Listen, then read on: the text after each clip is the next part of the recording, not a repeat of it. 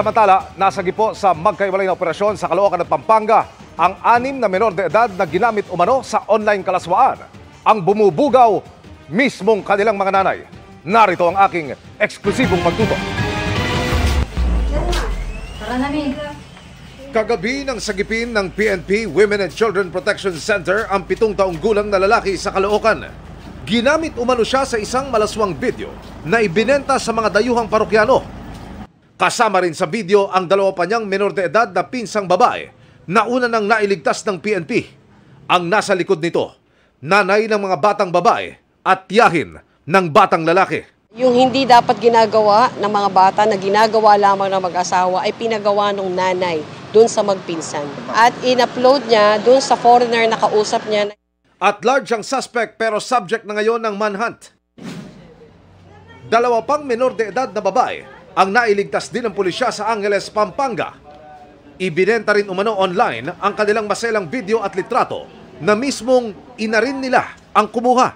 Hinahanap na ngayon ang suspect.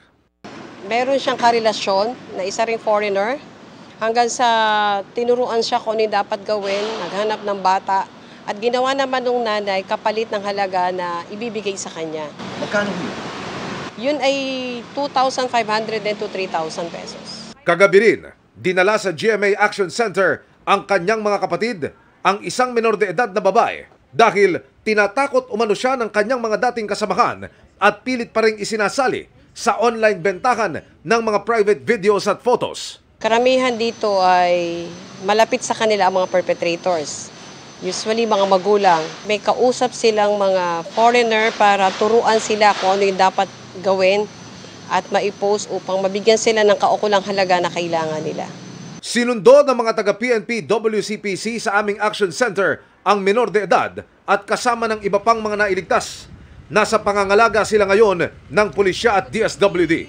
Kasama dito yung DSWD kung ang pag-uusapan natin ay yung biktima o yung bata na nabiktima ng pang-aabuso. Masisiguradong maalis yung trauma. Kung meron po kayong nalalaman na naabuso o maaaring kayo po nakakaramdam ng pang-aabuso, maaari nyo po kaming tawagan sa 0966 725-5961 at 0920-907-1717. Para sa GMA Integrated News, Emil Sumangil, nakatutok 24 oras.